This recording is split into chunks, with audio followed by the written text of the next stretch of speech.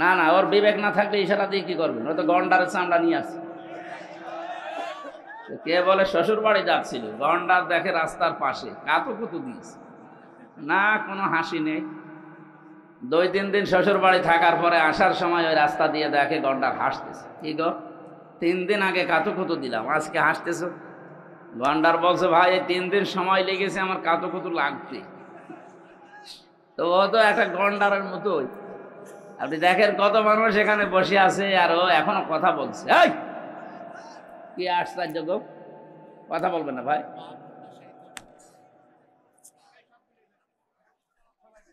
গত পরশুদিন আমি মৌলভীবাজার ছিলাম। এই যে হেলিকপ্টারে ওরা দিয়ে গেল মাহফিলের সময় মেনটেন করার কারণে, হেলিকপ্টার দেখলে দেখলাম কুত্তা দূর থেকে তেড়ি আসতেছে। পাইলট আমার বলছে, হুজুর একই কুকুর না আওয়ামী লীগ? এই কথা বলা তো। এখন ওরা আসলে নেই তো, কুকুর দেখে মনে করছে যে মনে হয় এইটাই ওইটা। এখন আবার ওরে আবার ওইটা বলা লাগবে নাকি? আমি আশা করছি আপনি কথা বলবেন না ভাই। মঞ্চে বসা সর্বজন শ্রদ্ধাভাজন ব্যক্তিবর্গ, বিশেষ করে আব্দুল ওহাব ভাই, আপনাদের এলাকার সন্তান, বিভিন্ন রাজনৈতিক দলের নেতা এবং কর্মীরা বসে আছে এই মাহফিলে। সামনে বসা মুসলমান ভাইরা, পর্দার আড়ালের সম্মানিতা মা এবং বোনেরা, প্রশাসনের ভাইরা, প্রাণ প্রিয় ঝিনাইদহবাসী, আমি আজকে একটা নতুন বিষয়ে আলোচনা করব বসেছি। আল্লাহ যেন আমাকে তাওফিক ভিক্ষা দেন। সুবহানাকা লা ইলমা লানা ইল্লা মা আল্লামতানা ইন্নাকা আনতাল আলিমুল হাকিম। এটা ক্লাস চলছে। আমরা বিশ্ববিদ্যালয়ে ক্লাস করেছি 45 মিনিট 50 মিনিট ক্লাস নিত শিক্ষকরা। আমরা 1 ঘন্টা 15-20 মিনিট ক্লাস নেব। থাকবেন তো ইনশাল্লাহ? ক্লাসটা একটু লম্বা হবে, তারপরও আমরা বোঝানোর চেষ্টা করব কোরআনে কারিম থেকে। আমা তাওফিকি ইল্লা বিল্লাহ। যে আল্লাহ আমাদেরকে অনুষ্ঠানে নিয়ে আসলেন, কি সুন্দর করে সাজিয়েছেন দেখতে পাচ্ছেন না? নিজেদের বাড়ি ঘরও এরা এত সুন্দর করে সাজায় না। নবীজি জানিয়েছেন 3টা জায়গায় যদি কেউ টাকা পয়সা খরচ করে, কিয়ামতে আল্লাহর সামনে দাঁড়িয়ে জবাব দেওয়া লাগবে না। তার ভেতরে 1 নম্বরে যারা কোরআন প্রচারে টাকা পয়সা ব্যয় করে। এদের সুযোগ পেলেই অন্তত 5টা টাকা হলেও যেখানে কোরআনের প্রচার হবে, কোরআনের শিক্ষা হবে, সময় থাকতে দিয়ে দেবেন। কারণ চোখ বন্ধ হলে ওইটা আর দেওয়ার মতো কেউ থাকবে না। এই কথা বলেন না কেন? যারাই আমরা আছি প্রত্যেকে নিজের হায়াতের জীবনে কোরআনের সাথে সম্পৃক্ত এমন কিছু কাজ করা দরকার। আহলুল কোরআনি হুম আহলুল্লাহি ওয়া খাসসাতু। যারা কোরআনওয়ালা মানুষ এরা আল্লাহওয়ালা মানুষ, আর এরা আল্লাহর পরিবারভুক্ত এবং খাস ব্যক্তি আল্লাহর কাছে। এই 15.5 বছরে প্রধানমন্ত্রীর কাছে কিছু কিছু খাস ব্যক্তি ছিল না? প্রধানমন্ত্রী, আমি এই 3 বারের প্রধানমন্ত্রী হয়েছে এই জন্য বলি নাই, উনি এর আগেও একবার ছিলেন, তখন নির্বাচনের মাধ্যমে হয়েছিলেন। কিন্তু এই 3 বারে আর নির্বাচনের মাধ্যমে হয়নি। কথা বলে না কেন? সিলেকশন হয়েছে না ইলেকশন? সিলেকশন যেটা হয় এটা ভোট চোর বলে না? এই জন্য এই 3 বারের জন্য আমরা ওনার প্রধানমন্ত্রী বলি না, আর বলবো না। আর আমরা জানি এই 3 বারে, বিশেষ করে 8 সাল থেকে 24 সাল পর্যন্ত যারা নির্বাচন করেছেন, যেহেতু এটা নির্বাচন হয়নি, এটা চুরি হয়েছে, এই জন্য সাবেক এমপিও আপনি লিখতে পারবেন না। এখানে যিনি ছিলেন মারা গেছে, কয়বারের এমপি উনি? ওনারে বলা যায় উনি সাবেক এমপি, এটা বলা যাবে। কারণ এই 3 বারের বাইরে যারা, তারা এমপি, এটা বলা যায়। কিন্তু এই 3 বারে এরা চোর, সাবেক চোর বলা যাবে। কারণ চোর আবার 2 প্রকার, একটা হচ্ছে সিসকে চোর আর একটা জাজেল চোর। এই যে যারা মুরগি চুরি করে, মানুষের পকেট চুরি করে, এগুলো কি সিসকে চোর। আর যাদের বেগম পাড়ায় বাড়ি আছে, সাহেব পাড়ায় বাড়ি আছে, সাহেব পাড়ার বাড়ি আমি দেখে এসেছি মালয়েশিয়া। বেগম পাড়ার বাড়ি দেখতে কয়েকদিন পরে যাব ইন্ডিয়া কি কানাডায়। এরপরে যারা সুইস ব্যাংকে টাকা রাখে, দাদাদের কাকাদের কাছে যারা জিনিসপত্র পাঠায়, দিয়েছে।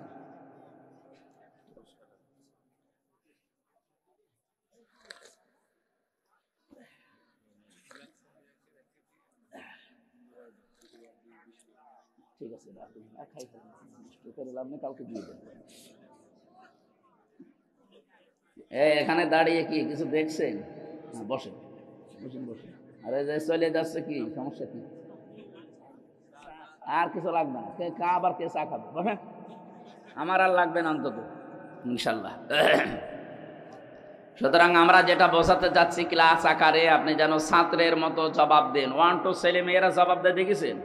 বুঝলেও দেয়, না বুঝলেও করে ওঠে, এইভাবে করে ওঠে। আমি আমার ওই ছোট মেয়েটা কেবল পেলেতে পড়ে ওরা ক্লাসে দিতে গিয়েছিলাম, বাইরে দাঁড়িয়ে আছি, ওই শিক্ষিকা কি যেন বোঝাচ্ছে দেখলাম, ও তো কি বোঝে না বোঝে আন্দাজে করে উঠে। হ্যাঁ, এইরকমই দরকার, বুঝুক না বুঝুক অন্তত যেন করে উঠবেন নাকি। তাহলে এই সমস্ত চোরগুলো যারা, এদেরকে এমপি বললে এমপি শব্দের অবমাননা হয়, কারণ আপনি তো এমপি না, আপনি এটা সাবেক এমপি লেখেন কোন কারণে? আপনি এদেশের ঘোড়াকেও যদি জিজ্ঞাসা করেন যে 15.5 বছরে কি নির্বাচন হয়েছে, ঘোড়াও হাসবে, কি বলে একটা কথা বলবে। অথচ 8-10 দিন আমরা লক্ষ্য করছি যারা 2 বোন একসাথে পালিয়েছে, ওনারা কিন্তু বিভিন্ন মোড়লদের কাছে এখন ধর্ণা দিচ্ছে যে আমরা নির্বাচিত ছিলাম, আমাদেরকে উৎখাত করা হয়েছে। এটা ডাহা মিথ্যা কথা। একটা হাসি মানুষ এরকম মিথ্যা কথা বলতে পারে? তো সারা জীবনই মিথ্যা বলছে, হাসি কি আর পাজি কি। তারপরও আমরা যারা হাসি আছি আমাদের গায়ে লাগে, তো এই কারণে কষ্ট লাগে। মানুষ ওনারে পাঁজি বলে ডাকে, শেষে এটা আমাদের অসে পড়ে। এই যে হাসি, এই যে এটা হাসি, হাসি না। এই জন্য আমরা চাই যেন হাসি যারা, এটা মিথ্যা কথা বলেন না। তামাম দুনিয়া আপনার কথা মানুষ জানে। আপনি নিজেই ফোন করেন এক একজনের কাছে, নিজেই রেকর্ড করেন, নিজেই এডিটিং করেন, নিজেই ফাঁস করে দিন মানুষের ভেতরে আন্দাজে ভয় ঢোকাতে। ফেসবুকের কোনো কথা বিশ্বাস করবেন না। বাংলাদেশের ঝিনাইদহ জেলার শৈলকুপায় মনে হয় স্যারের বাড়ি, সাজ্জাদ হোসেন, এই যে ডিএমপি কমিশনার হয়েছে। কালকে যেখানে ছিলাম, এই যে পাশে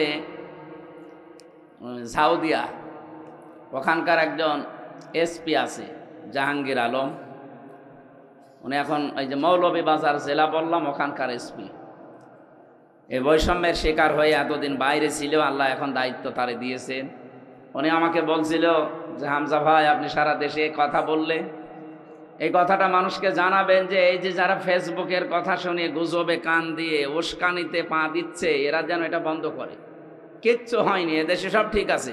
ষড়যন্ত্র দ্বারা করছে, এদের ষড়যন্ত্র বন্ধ হয়ে যাবে। কেন বন্ধ হবে বলেন তো? ভালো করে খেয়াল করে আমি মিলিয়েছি। কোরআনে কারিম সূরা নমল 19 নম্বর পারার 20 নম্বর পৃষ্ঠার 6 নম্বর লাইনের 50 নম্বর আয়াতে আছে। এটা তাফসিরে হাক্কানিতে পাবেন। আল্লাহ পাক বলেন, ওয়া মাকারু মাকারা ওয়া মাকারনা মাকারা ওয়া হুম লা ইয়াশউরুন। খুব খেয়াল করে শব্দগুলো মিলাবেন। আল্লাহ বলেন ওরা ষড়যন্ত্র করেছিল, মাকরন মাজদার দিয়েছেন। নবী আপনি জানেন এদের ষড়যন্ত্র কেমন। অকদ মাকারু মাকরহুম ওয়া ইনদাল্লাহি মাকরুহুম ওয়া ইন কানা মাকরুহুম লিতাজুলা মিনহুল জিবাল। সূরা ইব্রাহিমের ভেতরে আল্লাহ আয়াতগুলো দিয়ে জানিয়েছেন, হে নবী ওদের ষড়যন্ত্র এমন কঠিন এবং ভয়ঙ্কর ছিল, এত মজবুত ষড়যন্ত্র ওরা করেছিল যে পাহাড় পর্যন্ত তার জায়গা ছেড়ে দিয়ে চলে যাবে। শব্দের অর্থ খেয়াল করেছেন, কত ভয়ঙ্কর শব্দ আল্লাহ দিয়েছেন, যে পাহাড় পর্যন্ত ওদের ষড়যন্ত্রের কারণে নিজের জায়গা ছেড়ে দিয়ে চলে যাবে। অথচ পাহাড় বুঝি না আমরা। আল্লাহ পাক বলেন, ওয়া ইলালে জিবালি কাইফা নুসিবাত। আপনি পাহাড়ের দিকে একটু তাকান না কেন? এ পাহাড়কে আমি জমিনের ভেতরে ব্রেক করে গেঁথে দিয়েছি, পেরেক স্বরূপ। এটা গজাল পেরেক। এই যে এই কাঠের উপরে ব্রেক মারা আছে, এই যে ব্রেক দেখা যাচ্ছে, এই ব্রেকের মাথাটুকু শুধু দেখা যায়, ভেতরে যা আছে উপরের এই মাথার চাইতে কি কম না বেশি? বেশি মানে 20 ভাগ বেশি। ভেতরে কাঠের ভেতরে যদি 20 ভাগ প্রবেশ করে, উপরে হয়তো 1 ভাগ একটু একটু দে, সামনে যে ভেসে আছে মাত্র 1 ভাগ, 19 ভাগ নিচে গেড়ে গেড়ে গেছে। আল্লাহ পাক বলেন, জমিনে আমি পাহাড়গুলো ঠিক এভাবেই লাগিয়ে দিয়েছি যেমন নড়াচড়া না করে। তার মানে পাহাড় আমরা দেখতে পাই, যেটা কয়েকদিন আগে পঞ্চগড়ে থেকে তাকালাম হিমালয়ের দিকে, 36,000 ফিট এটার জন্য মাটির উপরে থাকে। সৌদি আরবে এমন এমন পাহাড় যেখানে নবীজি লুকিয়েছিলেন, ওটা 3.5 ঘন্টা সময় লেগেছিল আমারই 16 সালে, তখন আর একটু শক্তি ছিল। আরে রমজানে আমি এবার গিয়ে একা একা, ওই সময় উঠেছিলাম, এখানে কোরআনে কারিম নাজিল হয়, ওই সময় লেগেছিল 1 ঘন্টা 5 মিনিট। এত বড় বড় পাহাড় যেখানে উপরে, তাহলে নিচের চাইতে যদি 20 ভাগ বেশি গেড়ে দেওয়া থাকে, তো পাহাড় নিচে আছে কত? এই পাহাড় পর্যন্ত নড়ে যাবে, টলে যাবে, নিজের জায়গা ছেড়ে চলে যাবে, এমন ষড়যন্ত্র করেছিল কাফেররা। 1500 বছর আগে মুহাম্মদুর রাসূলুল্লাহর সময় আবু জেহেল 14টা ষড়যন্ত্র করেছিল নবীর বিরুদ্ধে। এটা সিরাত ইবনে হিশামের ভেতরে পাবেন। আর এই 15.5 বছরে যারা 2 জন পালিয়েছে, ওনাদের ষড়যন্ত্র আমি হিসাব করে পেয়েছি 15টা। তাহলে আবু জেহেলের চাইতে 1 কাঠি উপরে। ফেরাউনের জীবনী পড়েছিলাম, ওই সময় সে 6 জন জাদুকরকে হত্যা করেছিল। কেউ লিখেছে 7 জন। 7 জন জাদুকর হযরত মুসা আলাইহিস সালামের প্রতি ঈমান আনার কারণে তাদেরকে সে হত্যা করেছিল। হত্যা বলতে তার প্রথমে 1 হাত কেটেছে, 1 পা কেটে দিয়েছে। কথা বলতেছেন, ভালো করে বুঝুন। 1500 বছর আগে না, এটা আবার হাজার হাজার বছর আগের কথা। আল্লাহর উপরে ঈমান আনার কারণে, হযরত মুসা আলাইহিস সালামের প্রতি ঈমান আনার কারণে ওই জামানার ফেরাউন যে ছিল, এ জাদুকরদের 6 থেকে 7 জনের বিপরীত অঙ্গ কেটে দিয়েছিল, বিকলাঙ্গ করে দিয়েছিল। অথচ আমরা দেখলাম এই 24 সালের 5 আগস্টের আগ পর্যন্ত যারা দায়িত্বে ছিল, ওরা 7 জন না, প্রায় 2780 জন মানুষের হাত, পা, চোখ, অন্ডকোষ কেটে ফেলা লেগেছে।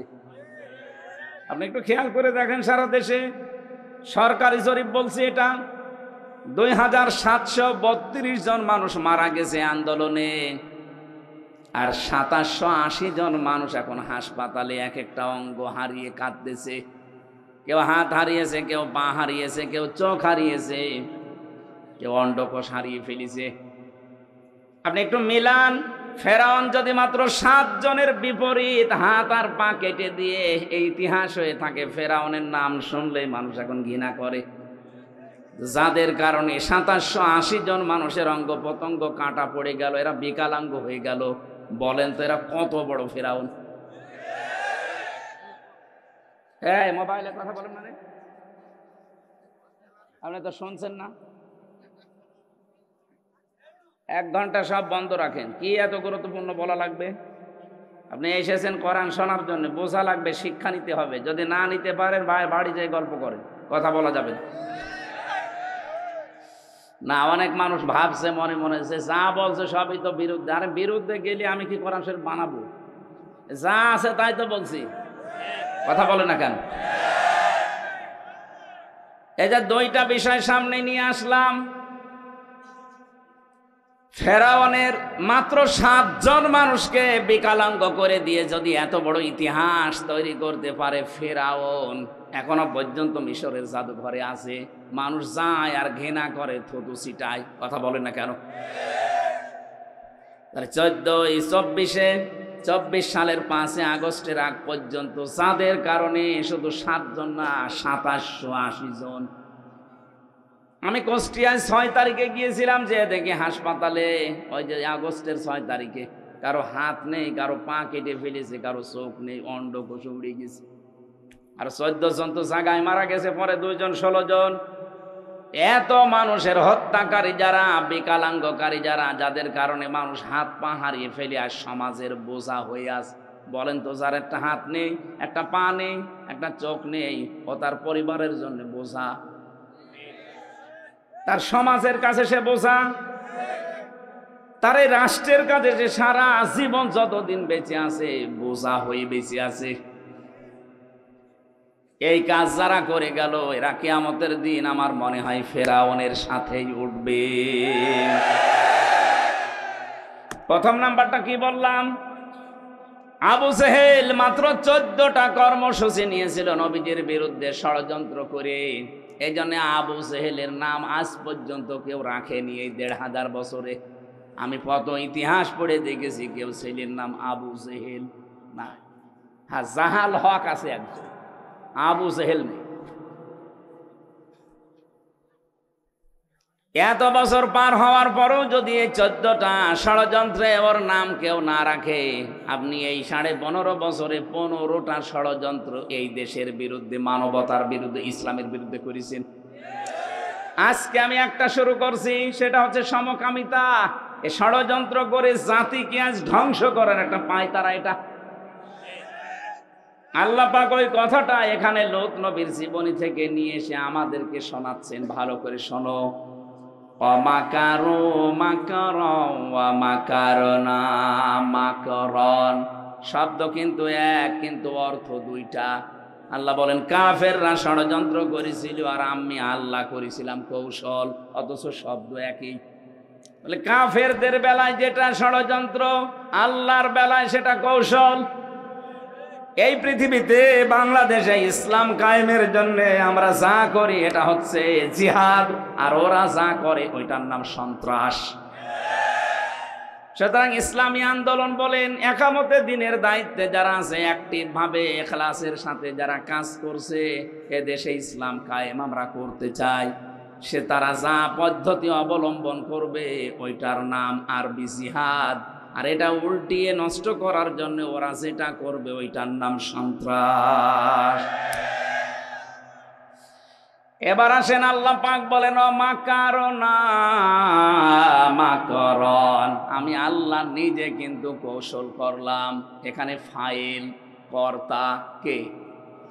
আরো জোরে বলেন। আল্লাহ বলেন আমি নিজে তাদের বিরুদ্ধে কৌশল করলাম। অহুম লা ইয়াশউরুন, তারা টেরও পায়নি। এরপরে আল্লাহ জবাব দিয়েছেন নবীজিকে, ফানজুর কাইফা কানা আকিবাতু মাকরিহিম। হে নবী, একটু নজর করে দেখেন না কেন ষড়যন্ত্র যারাই করেছিল তাদের অবস্থা আমি কি করেছি। আন্না দাম্মারনাহুম ওয়া কওমাহুম আজমাইন। এই আন্না এর ফাইল সরাসরি আল্লাহ, দাম্মারনা এটাও জমা মুতাকাল্লিমের পরে হোম দিয়েছেন। আল্লাহ পাক বলেন আমি নিজে তাদের শিকড় কেটে দিয়েছি এবং তাদের জাতিকে আমি আল্লাহ নিজে ধ্বংস করেছি। কিভাবে ধ্বংস করলাম তার প্রমাণের পরের আয়াতে একটা আছে, এদিকে তাকান। ফাতিলকা বুয়ুতুহুম খাবিয়াতাম বিমা যালামু। আমি এবার আলেমদেরকে বলছি, আরবি গ্রামার অনুযায়ী ফা ব্যবহার করা হয় 19টা অর্থে। এখানে তিলকার আগে আল্লাহ ফা দিয়েছেন। মনে হচ্ছে আল্লাহ পাক নিজের কুদরতি আঙ্গুল দিয়ে নবীজিকে বলছেন, নবী এই সেই ঘর। বাইতুন না দিয়ে বুয়ুত বহু বচন দিয়েছেন, আবার হোম দিয়েছেন। হে নবী এই সেই ঘর, এই ঘরগুলো একটু তাকাবেন আপনি। খাবিয়াতাম বিমা যালামু, এদের জুলুমের কারণে এদের ঘর বাড়ি, ব্যবসা প্রতিষ্ঠান, অফিস আদালত, দেখেন আমি কি করেছি। খাবিয়াতান মানে জনশূন্য, ওজার গৃহ, সার শূন্য। এদের ঘরের দিকে আপনি তাকান তো কি অবস্থা। বাংলাদেশের দিকে এবার আয়াতটা মিলান।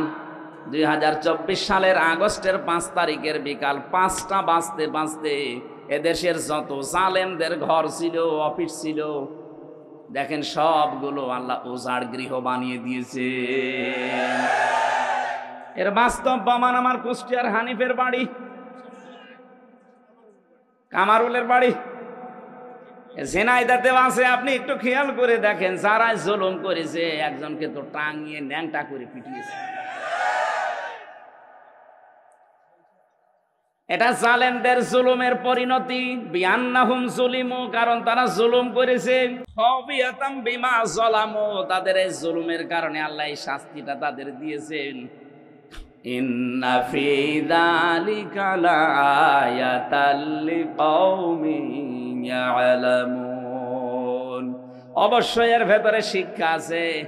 লামে তাকিদ দিয়েছেন, লাআয়াতান, এর ভেতরে নিদর্শন আছে, শিক্ষা আছে তাদের জন্য, লিকাওমিন ইয়ালামুন, যারা জ্ঞানী সেই সম্প্রদায়ের জন্য। সুতরাং বাংলাদেশে আমরা এখন 18 কোটি মানুষ, যারা আমাদের জন্য শিক্ষা কি? এরা যদি জুলুম 15.5 বছর করার পরে একেবারে সারশূন্য হয়ে যায়, জনশূন্য হয়ে যায়, তাদের বাড়ি ঘর পর্যন্ত উজাড় গৃহ। আপনি তাকান, এখন তাদের বাড়ি ঘর এখন জাতীয় টয়লেট হয়ে গেছে। মানুষ মনে আছে 4-5 জন 7 জন একসাথে দলবদ্ধ হয়ে প্রসাব করছে। তাহলে আগামীতে কেউ যদি এই চেয়ারে বসে, তারাও যদি এভাবে জুলুম আরম্ভ করে, তাদের বাড়ি ঘর আল্লাহ এভাবে সারশূন্য, জনশূন্য, উজাড় গৃহ বানিয়ে দেবে। বুঝেছেন কারা কারা? হাত তোলেন তো। আলহামদুলিল্লাহ, কাজ হচ্ছে। আর বোঝেননি কারা? হাত তোলেন তো। ওই যে একজন, ওর মাথা তার কাটা আছে। হ্যাঁ, ওটা কি অনেক মামু নাকি? আপনার সে একজন ছিল না, সে মোটা মতো কি আরাফাত নাকি? কই সে কই? ওরা মনে হয় আরাফাত হবে না। আমি যেটা বোঝাতে চাইলাম এতক্ষণ, এই যে 5-7 মিনিট আমি আন্দাজে কথা বলছি না, এটা কোরআন দিয়ে দলিল দিলাম। এটা হাজার হাজার বছর আগে লোক নবীর কাহিনী আল্লাহ শুনিয়েছেন এইভাবে। যদি কেউ এরকম আগামী 5 বছর করে চেয়ার পেয়ে, তাদের বাড়ি ঘরও কিন্তু এই হানিফ সাহেবের মতো হবে ইনশাআল্লাহ। এই জন্যে সমকেড়াবেন, সাবধান। আমার ভাইরা, যে কথা তোলার জন্য পর্যন্ত এসেছিলাম, কোরআনে কারীম যারা শুনতে এসেছি, এই পৃথিবীর শ্রেষ্ঠ নিয়ামতের ভেতরে এইটা একটা। আল্লাহ পাক বলেন, আমার পক্ষ থেকে যত নিয়ামত আমি দিয়েছি, সব চাইতে বড় নিয়ামতের নাম 3টা। 1 নম্বরে কোরআনে কারীম, কুল বিফাদলিল্লাহি ওয়া বিরহমাতিহি ফাবিযালিকা ফালিয়াফরাহু হুয়া খায়রুম মিম্মা ইয়াজমাউন। রব্বুল আলামিন সূরা ইউনূসের 58 নম্বর আয়াতে জানিয়েছেন, নবী আপনি বলুন, তামাম দুনিয়া যা পেয়ে আনন্দে আছে থাক, আমি আল্লাহর কাছে কিন্তু কোরআন শরীফ শ্রেষ্ঠ সম্পদ। সুতরাং কোরআন যারা পেয়ে আনন্দে আছে, খুশি হয়েছে, তারা দুনিয়ার সব কিছুর তুলনায় শ্রেষ্ঠ সম্পদ পেয়েছে। আজকের এই আলোচনার সাথে সম্পর্ক কিসের? আরো জোরে বলেন। এই যে সুন্দর করে সাজিয়েছে, কিসের কারণে? শুধু হামজা আসবে এই জন্যে সাজাতো। কতবার তো হামজা এমনিতে ওহাব ভাইয়ের বাড়ি, আরজান ভাইয়ের বাড়ি এসেছে, কই সাজাইতো নি? আজকে এসেছে কোরআনের জন্য, এই জন্য এত সাজগোজ। এই জন্য দুনিয়া থেকেও যদি কোরআনের প্রচারে, কোরআনের প্রসারে, কোরআনের শিক্ষায়, কোরআন কায়েমে টাকা খরচ করে, কিয়ামতের দিন ওই টাকার হিসাব আল্লাহ নেবেন না। 2 নম্বরে কেউ যদি পরিবারস্থ লোকদের জন্য তাদের জায়েজ কাজ মিটাতে খরচ করে, ওই টাকার হিসাব দেওয়া লাগবে না। 3 নম্বরে যদি কেউ জিহাদের ময়দানে কাজ করে, ওখানে যদি আপনি যেতে নাও পারেন, ওদের পেছনে খরচ করলে ওই টাকারও হিসাব দেওয়া লাগবে না। তাহলে হিসাব হবে না কয়টা জায়গায় টাকা খরচ করলে? আরো জোরে। 1 নম্বরে কোরআনের কারণে, 2 নম্বরে পরিবারস্থ লোকদের জন্য, 3 নম্বরে জিহাদের ময়দানে যারা কাজ করে তাদের জন্য। আশা করছি আমার কথার অর্থ আপনি বুঝেছেন। কথা বলেন না কেন? কিন্তু আজ আমরা এই সমস্ত জায়গায় আনন্দ পাই না, খুশি না। আমরা আনন্দ করি অনেকে সুদ খেয়ে। না, এদেশে সুদ নেই। এখানে বহু মানুষের চেহারা দেখে বোঝা যাচ্ছে এরা টাকা ছেড়ে রাখে আর টাকা আসে। 1000 টাকা ছেড়ে রাখে, মাসে মাসে 1100 টাকা করে পায়। কি কথা বলছেন? এটা মায়ের সাথে সুদ খাওয়া, জেনা করার গুনাহ। কল্পনায় যেটা আসে না সেই কাজ আপনি করতেছেন, আর আপনি নামাজ পড়েন। এই জন্য এই কাজে যারা আছেন টাকা ছেড়ে রাখেন, টাকা আসে। অনেকে বলে আমি লাভ খাই, ইন্টারেস্ট খাই, জিনিস একই। কথা বলে টাকা ও টয়লেটও যার নাম, গো তার নাম, জিনিস আলাদা। জিনিস তো একই, নাম আলাদা দিলেই হবে। যারা খাচ্ছেন আশা করছি আজকের এই দিন থেকে এটা ছেড়ে দেওয়া লাগবে। কারা কারা ছেড়ে দিতে রাজি আছেন হাত তোলেন তো। তার মানে এলাকায় অনেকে খাচ্ছে, ঠিক আছে বাবা শাহজালাল সব হালাল না। ঝিনাইদহ জেলায় খাচ্ছেন যারা, ছেড়ে দেবেন। ব্যাংকিং ব্যবস্থা বাংলাদেশে যেগুলো আছে, অর্থনীতি, এটা যে ইবাদত অনেকে জানেই না, মনে করে এ দুনিয়ার কাজ না। সোনালী, চৈতালি, যে সমস্ত ব্যাংকগুলো আছে না, সোনালী, রূপালী, অগ্রণী, চৈতালি, এ ব্যাংকের চাইতে ইসলামী ব্যাংকে কারবার করা ইমানের দাবিতে 100% স্বচ্ছ।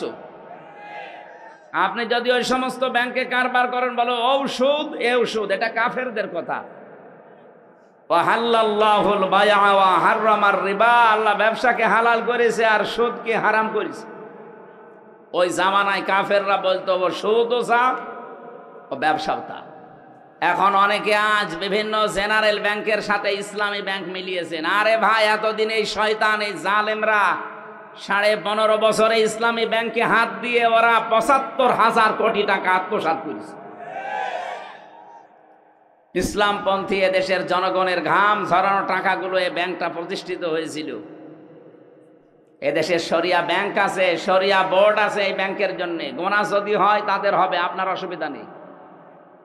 নবীজি 13 বছর মক্কায় নামাজ পড়েছিলেন, কাবা শরীফে, না পড়েননি?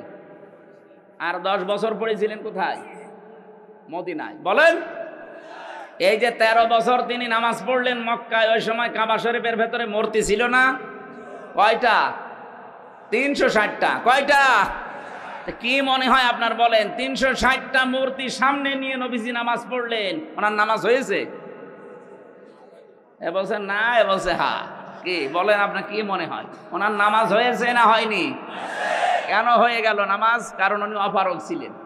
এই 13 বছরে একটা মূর্তিও সরানোর ক্ষমতা ওনার।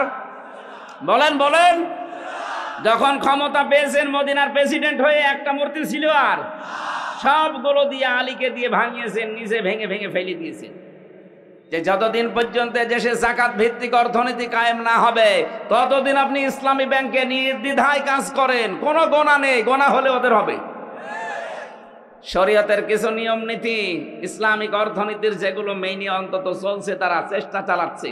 100% সম্ভব না, কারণ যতদিন রাষ্ট্রে যাকাত কায়েম না হবে রাষ্ট্রীয়ভাবে, ততদিন এদেশে যদি ফেরেশতাও ব্যাংক চালায়, তার ওষুধ খাওয়া লাগবে। এই জন্য যতদিন কায়েম না হয়, নবীজি যেমন রাষ্ট্রপতি যতদিন না হয়েছেন, ততদিন মূর্তি সামনে নিয়েই, বলেন না কেন, মূর্তি সামনে নিয়েই আমরা যতদিন ইসলাম কায়েম করতে না পারি, ততদিন পর্যন্ত কাজ কারবার করলে ইসলামী ব্যাংকে করবে। এদের মোশারাকার সিস্টেম আছে, মোদারাবা আছে, মোরাবাহা আছে, বায়ে সালাম আছে, বায়ে মুআজ্জাল আছে, বায়ে ইস্তেসনা আছে, বায়ে ওয়াহেদা আছে, অনেকগুলো নিয়ম নীতি আছে, আবার প্রকার ভেদ আছে। নবীজি নিজে মোদারাবা করেছিলেন খাদিজাতুল কুবরার সাথে। খাদিজা টাকা দিয়েছে, নবীজি শ্রম দিয়েছে। কথা বলছেন না? জিজ্ঞাসা করেন যারা আলেম আছে, খাদিজা অর্থ দিয়েছিলেন, নবীজি শ্রম দিয়েছিলেন। ব্যবসা করেন না উনি? এটার নামই তো মোদারাবা। ইসলামী ব্যাংক এইটা করে। যদি গোনা হয় এরপরও ওনাদের হবে, আপনার চিন্তা নেই। এরপরও যারা সুদ খাচ্ছে, আপনি বললেন যে আমি ছেড়ে দেব, কয়েকদিন পরে কিন্তু আমি আবার আসতেছি। এই যে ঝিনাইদহ কি দারুস সালাম না কি মাদ্রাসাটা হয় আপনাদের, ওটার নাম কি? রিয়াজুল জান্নায় আসবো সামনে মাসে। এটা ডিসেম্বর জানুয়ারির হয়তো 13 তারিখ মনে হয়। ওই জায়গায় কথা বলবো ইনশাল্লাহ, ওই দিন অর্থনীতির ওপরে। আজকে আমার সাবজেক্টটা আলাদা। আমার আজকের বিষয় হচ্ছে গোনাহের কারণে আল্লাহ শাস্তি নাজিল করেন। কি কি ধরনের শাস্তি আসে কোন গোনায়, আমরা ওগুলো জানার পরে ছেড়ে দেবো ইনশাল্লাহ। কি থাকবেন না? তাহলে যারা সুদ খেয়ে আনন্দ করছেন, এরা মায়ের সাথে জেনা করছেন। আর বড় গোনা কি? আল্লাহ রাসূলের সাথে যুদ্ধ করা, এইটা করে অনেকে আনন্দে আছে। অনেক মানুষ দেখা যায় তারা এতিমের মাল আত্মসাৎ করে আনন্দে আছে। আল্লাহ পাক বলেন, ইন্নাল্লাযীনা ইয়াকুলুনা আমওয়ালাল ইয়াতামা যুলমান ইন্নামা ইয়াকুলুনা ফি বুতুনিহিম নারা ওয়া সায়াসলাউনা সাঈরা। জোরে বলেন আল্লাহু আকবার। আল্লাহ রাব্বুল আলামিন বলেন, পৃথিবীতে নিশ্চয় যে বা যারা এতিমের মাল সম্পদ খাচ্ছে ভবিষ্যতেও খাবে জুলমান, জুলুম করে। এখানে জুলমান শব্দের অনেকগুলো ব্যাখ্যা লেখা আছে। ফাঁকি দিয়ে, না বলে বিভিন্ন কায়দা কৌশল করে, এমনকি উল্টা পাল্টা করে তার জমি জায়গা লিখে নেওয়া, এইটা জুলুম। আজ অনেকে ভাইয়ের জমি লিখে নেন ফাঁকি দিয়ে, এটা কি জুলুম? বলেন না কেন? সে হয়তো আপনার কাছে অসহায়, আপনি বড় ভাই, সে ছোট ভাই, আপনি লেখাপড়া জানেন, যোগ্যতা আছে, সে হয়তো মূর্খ মানুষ, জানে না, বিশ্বাস করে এমন কায়দা করে টিপসই নিয়ে তাকে আপনি ফকির করে দিলেন। এরপরে যে সম্পদের মালিক হলেন, টাকা পয়সা জমি জায়গা, এখান থেকে যে ফসল আসে, টাকা পয়সা কামাই হয়, এইটা যারা খায়, ইন্নামা ইয়াকুলুনা ফি বুতুনিহিম নারা, ওরা যেন পেটের ভেতরে জাহান্নামের আগুন ঢোকাচ্ছে। বলেন নাউজুবিল্লাহ। বাংলাদেশে হিসাব করলে মানুষ পাওয়া যাবে না, যাবে না? বলেন, বাংলাদেশ লাগবে না? এখানেও আছে না নেই? কারা কারা এতিমের মাল এভাবে, ভাইয়ের মাল, বোনের মাল, নিজের মেয়ের মালও পর্যন্ত আত্মসাৎ করছেন? যারা শরীক ফাঁকি দেন মানুষের, দুইটা গোনা হবে আপনার। এক নম্বরে আপনার চেহারার উজ্জ্বলতা আল্লাহ নষ্ট করে দিবে। দেখবেন এলাকায় যারা শরীক ফাঁকি দিয়েছে, ওদের চেহারার ভেতরে আল্লাহ নূর তুলে নিয়েছে। এখানেও আছে, আমি চেহারা দেখলেই বলতে পারবো শরীক ফাঁকি দিয়েছে। আপনি দাঁড় করান লাইন দিয়ে, দেখলেই বোঝা যাবে যে হ্যাঁ ও মেরে খায়। কথা বলছেন? দ্বিতীয়টা কঠিন, মরণের সময় আপনার ঈমান নসিব হবে না, আপনি বেঈমান হয়ে মারা যাবেন। আপনি ভাইকে, বোনকে, অন্যকে ফাঁকি দিয়ে বিশাল সম্পদের পাহাড় তৈরি করে গেলেন। কি হবে আপনার এই সম্পদ? বাস্তবতা কি বলে বলেন? আপনি 200 বিঘা জমির মালিক, এদিকে থাকান, 500 বিঘা জমি আপনি তৈরি করে গেলেন, 100 বছর পরে তো আপনার থাকবেন না, নাকি? বলেন বলেন, বিবেক দিয়ে ভাবেন।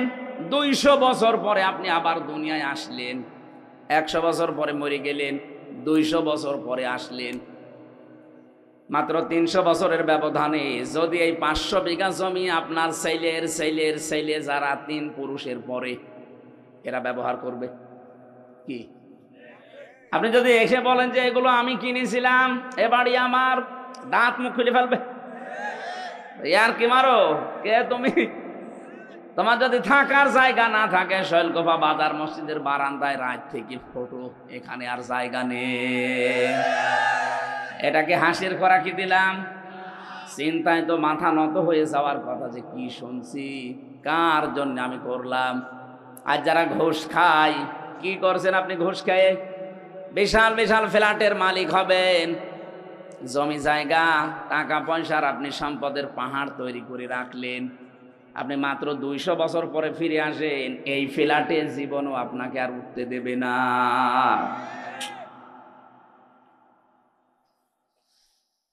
আল্লাহ রাব্বুল আলামিন বলেন, আমাল হায়াতুদ দুনিয়া ইল্লা মাতাউল গুরুর। হে নবী, পৃথিবীর জমিনটাই কিন্তু এরকম একটা ধোঁকা। এটা কি? আমি আমার বাবার সাথে ভালো ব্যবহার করি আমার আখেরাত ভালো হওয়ার জন্যে। কথা বলেন না কেন? আমি আমার বাবাকে যদি ছেড়ে দেই আমার আখেরাত ভালো হওয়ার জন্যে, আর দেখে যদি উনি আল্লাহ রাসূলকে মানে না, এরকম বাবাকে আমিও মানি না। আমি আমার মায়ের সাথে ভালো ব্যবহার করি আমার নিজের জন্যে, আমার আখেরাত তৈরি করার জন্যে। মাকেও যদি ছেড়ে দেওয়া লাগে, যদি দেখি না এও আল্লাহ রাসূলের বিরুদ্ধে অবস্থান নিয়েছে, ভালো ব্যবহার করব, কিন্তু মন থেকে মেনে নেওয়া সম্ভব না। এই কথা বলেন না কেন? আমি এই যে দাঁড়িয়েওয়ালা আশরাফ ভাইকে ভালোবাসি এটা আল্লাহর জন্যে। যদি দেখি না ওনার কর্মকাণ্ড ইসলামের বিরুদ্ধে, ওনারে ঘৃণা করতেও আমার 1 সেকেন্ড সময় লাগবে না। নবীজি বলেন, মানা হাব্বা লিল্লাহ ওয়া আবগাদা লিল্লাহ ওয়া আতা লিল্লাহ ওয়া মানা লিল্লাহ ফাকাদ ইসতাকমালাল ঈমান। কাউকে যদি ভালোবাসো আল্লাহর জন্য বাসবা, কিছু বেশি বেশি পাওয়ার জন্য তাকে দান করবা না, যে এই লোকটাকে কিছু যদি দেই পরবর্তীতে এর চাইতে বড় জিনিস পাওয়া যাবে, এরকম ধান্দা নেই অনেকের? এক কথা বলেন না কেন? এই ধান্দায় বেশি পাওয়ার নিয়েতে কাউকে কিছু দিবা না। কিছু দিলে কার জন্যে? আরো জোরে। কাউকে যদি নিষেধ করো যে দেব না, তাও আল্লাহর জন্যে। কারো ওপর যদি রাগ করো, তাও আল্লাহর জন্যে। কাউকে যদি ভালোবাসো, তাও আল্লাহর জন্যে। 4টা কাজ আছে হাদিসে। নবীজি বলেন, যারা দুনিয়ায় 4টা করতে পারবে, ফাকাদ ইসতাকমালাল ঈমান, সে যেন তার ঈমানকে পরিপূর্ণ করে নিল। জোরে বলেন সুবহানাল্লাহ। আল্লাহ পাক বলেন, কিয়ামতের ময়দানে যখন এই মানুষটাই উঠবে আমার সামনে, যে 500 বিঘা জমি বানিয়েছে, 10টা ফ্ল্যাট বানিয়েছে, এই লোকটা কি বলবে জানেন? ইয়াউমা তাআতি কুল্লু নাফসিন তুজাদিলু আন নাফসিহা। শব্দের দিকে খেয়াল করেন। আল্লাহ মনে হচ্ছে আমার নাম ধরে বলছে। কুল্লু নাফসিন, প্রতিটি ব্যক্তি। আশরাফ হতে পারে, হামজা হতে পারে, আরজান হতে পারে, ওয়াহাব হতে পারে। প্রতিটি মানুষকে আল্লাহ যেন আলাদা আলাদা আলাদা করে ডাক দিয়েছেন। ইয়াউমা তাআতি কুল্লু নাফসিন, প্রতিটি ব্যক্তি কিয়ামতের দিন তুজাদিলু আন নাফসিহা, নিজের পক্ষে যুক্তি তর্ক প্রমাণ হাজির করবে আল্লাহর সাথে ঝগড়া করার জন্য। আল্লাহর কাছ থেকে বাঁচার জন্য যুক্তি প্রমাণ রেডি করবে, যে আমি এই কারণে করেছিলাম, আমি নামাজ পড়তে পারি না আমার সন্তানের কারণে, কারণ তাকে সুখে রাখতে গিয়ে আমি সারাদিন মাঠে কাজ করেছি, সেজদা দেওয়ার সময় পাইনি। এটা যুক্তি। আপনার আর কয়টা ছেলে মেয়ে? হযরতে ইয়াকুব নবীর দিকে তাকান, তার 12টা সন্তান ছিল। কয়টা বলেন? শুধু ছেলেই ছিল তার 12টা। তো এতগুলো সন্তানের কারণে কোনোদিন আল্লাহর বিধান থেকে তাকে তো টলাতে পারেনি। আপনি 2টা 5টা ছেলে মেয়ের কারণে আল্লাহর বিধান বাদ দিয়ে দেন, যুক্তি প্রমাণ করবেন, আল্লাহর কাছে খাড়া করবেন। আল্লাহ বলেন, তুজাদিলু আন নাফসিহা, প্রতিটি মানুষ তার নিজের পক্ষে খাড়া করবে যুক্তি তর্ক। ওয়াতুওয়াফা কুল্লু নাফসিম মা আমিলাত ওয়া হুম লা ইউযলামুন। প্রত্যেককে আমি আল্লাহ পরিপূর্ণ করে দেব তার কাজের প্রতিদান, কিন্তু তার উপর আমি জুলুম করব না। যে যতটুকুই করেছে কিয়ামতে আল্লাহ তাকে ওই পরিমাণ দেবেন। আমার এবার আয়াতের আলোচনা শুরু হচ্ছে। যেটা বললাম একটা 111 নাম্বার আয়াত সূরা নাহালের। এখন যেটা আমরা তেলাওয়াত করেছিলাম এটা সূরা নাহালের 112 নাম্বার আয়াত। এই আয়াতের ভেতরে আল্লাহ একটা কারিয়া, একটা জনপদ, একটা গ্রামের উদাহরণ দিয়েছেন আমাদের সামনে। খুব ভালো করে মিলাবেন। গ্রামটা এই হাবিবপুর হতে পারে। নির্ধারিত নাম আমি তাফসিরে পাইনি। কোন মুফাসসির হয়তো মক্কা নগরীর নাম দিয়েছেন, না, এটা ঝিনাইদহ জেলার শৈলকুপা থানার হাবিবপুর হতে পারে। আপনি একটু মিলাবেন, দেখবেন এই গ্রামের সাথে মেলে কিনা। আমার কথা বোঝা যাচ্ছে তো? আমি তো মনে হচ্ছে যে একেবারে ক্লাসের মতো বললে ছাত্র যেভাবে বোঝে, ছাত্ররা ঠিক ওইভাবে বুঝতেছে। হ্যাঁ, কিছু যদি পাগল ছাগল থাকে 14 বার বুঝলেও বুঝবে না। ওরা বোঝাতে হলে কোরআন শরীফে হবে না, বুখারী শরীফে হবে না, কি লাগবে? বুখারী শরীফ। আপনারা কোরআন শরীফ, হাদিস শরীফ, বুখারী শরীফ দিয়ে যেহেতু বুঝে ফেলছেন, ভালো করে এবার বোঝেন। উপমা দিচ্ছেন, উদাহরণ দিচ্ছেন কে? আরো জোরে বলেন। এই জন্য উদাহরণ দিয়ে কোরআন বোঝালে মানুষ বোঝে ভালো। আল্লাহ পাক কোরআনে কারীম বোঝানোর ক্ষেত্রে বহু উদাহরণ কোরআনে সেট করেছেন, এমন এমন উদাহরণ দিয়েছেন। আজকে একটা উদাহরণ বলছি। ওয়াদারাবাল্লাহু মাসালান ক্বরিয়াতান, আল্লাহ পাক একটা গ্রামের উদাহরণ দিচ্ছেন, উপমা, দৃষ্টান্ত। খুব ভালো করে মিলাবেন। বললাম হাবিবপুর হতে পারে, এটা হাবিবপুর না? কি ছিল সেই গ্রামে? কানাত আমিনাতাম মুতমাইন্নাতান। 1 নম্বর, ওই গ্রামটা ছিল নিরাপদ। 2 নম্বরে ছিল শান্ত নির্মল। তাহলে গ্রামের কোয়ালিটি পেলাম কয়টা? 1 নম্বরে নিরাপত্তা ছিল, 2 নম্বরে ছিল শান্ত। ইয়াতিহা রিজকুহা রাগাদাম মিন কুল্লি মাকান, বিভিন্ন এলাকা থেকে তাদের কাছে রিজিক আসতো, বিপুল পরিমাণে রিজিক তাদের কাছে আল্লাহ বিভিন্ন এলাকা থেকে বিভিন্ন কায়দায় পাঠাতেন। হয়তো ব্যবসার কারণে, বাণিজ্যের মাধ্যমে বিভিন্ন মানুষের মনের ভেতরে মায়া দয়া উদ্রেক করে দিয়ে। এতটুকু আল্লাহ শেষ করেননি, এইবার আসল কথা আল্লাহ জানাচ্ছেন, ফাকা ফারতে বিআনউমিল্লাহ, তারা যখন আল্লাহর এই নিয়ামতগুলোর সাথে কুফরি করেছে, আল্লাহর নিয়ামত পাওয়ার পরে যখন তারা ঢেকে ফেলেছে, ফাআযাকাহাল্লাহু লিবাসাল জুই ওয়াল খাউফ, আল্লাহ পাক তখন তাদেরকে শাস্তি দেওয়ার জন্যে মজা চাকাতে 2টা আযাব পাঠিয়েছেন। 1 নম্বরে তাদেরকে ক্ষুধা দিয়েছেন, 2 নম্বরে তাদেরকে ভয় দিয়েছেন। বিমা কানু ইয়াসনাউন, তারা যে কাজ করেছিল এর ফলশ্রুতিতে। বাংলা অর্থ বললাম, এবার আসেন তাফসিরে। আমার ভাইরা, মক্কা শহরের কেউ কেউ নাম দিয়েছেন এই কারিয়া, এই কারিয়া, এই গ্রামের নাম কেউ কেউ মক্কা দিয়েছেন। এই জায়গাটা পুরা আরব জাহানের ভেতরে তখন এমন শান্ত নিরাপত্তার চাদর ছিল কাবা শরীফ থাকার কারণে। রব্বুল আলামিন বলেন, অমাং দাখালাহু কানা আমিনা। এই ভালো করে এবার আমি যেখান থেকে যে পয়েন্ট বের করব, মনে করবেন ওখানে একটা নতুন শিক্ষা বের হবে। আছেন তো আপনারা? ইন্না আউওয়ালা বাইতি উবদিআ লিন-নাসি লাল্লাযী বিবাক্কাতা মুবারাকাও ওয়া হুদাল লিল আলামিন। এ পৃথিবীর সর্বপ্রথম ঘর যেটা, তার নাম বলে, যদিও কাবা এটা মক্কায় অবস্থিত, মক্কার প্রাচীন নাম ছিল বাক্কা। আল্লাহ কোরআনে কারিমে মাক্কাও দিয়েছেন, বাক্কাও দিয়েছেন। এই বাক্কায় সর্বপ্রথম যে ঘরটা, 2টা কোয়ালিটি এ ঘরের। 1 নম্বরে মুবারাকান, এটা বরকতময়। পৃথিবীর কত জায়গায় তো যাই, কত জায়গা দেখি, একটা কালো গ্লাভ দিয়ে মোড়ানো আছে, আমার মনে হয় সব মায়া আল্লাহ ওর ভেতরে দিয়ে রেখেছে। অন্তত যারা বোঝে, উপলব্ধি করে মুবারাকান শব্দটা, ওই আলেমগুলো যখন কাবার দিকে তাকায়, আমার মনে হয় অধিকাংশ আলেমের চোখ দিয়ে অঝরে পানি পড়ে। কত জিনিস তো তারা দুনিয়ায় দেখেছে, কিন্তু এর মতো সৌন্দর্য আমার আল্লাহ পৃথিবীতে আর কিছু দেয়নি।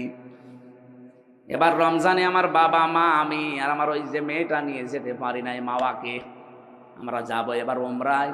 বাবা মাকে বলবো, আপনারা মুরব্বী মানুষ, রাত দিন সময় পেলেই কাবা শরীফের দিকে তাকিয়ে থাকবেন। পৃথিবীর একটাই জায়গা যেখানে তাকিয়ে থাকলে গুনাহ মাফ হয়ে যায়। বাড়ি যে কালকে বলবেন সুবহানাল্লাহ।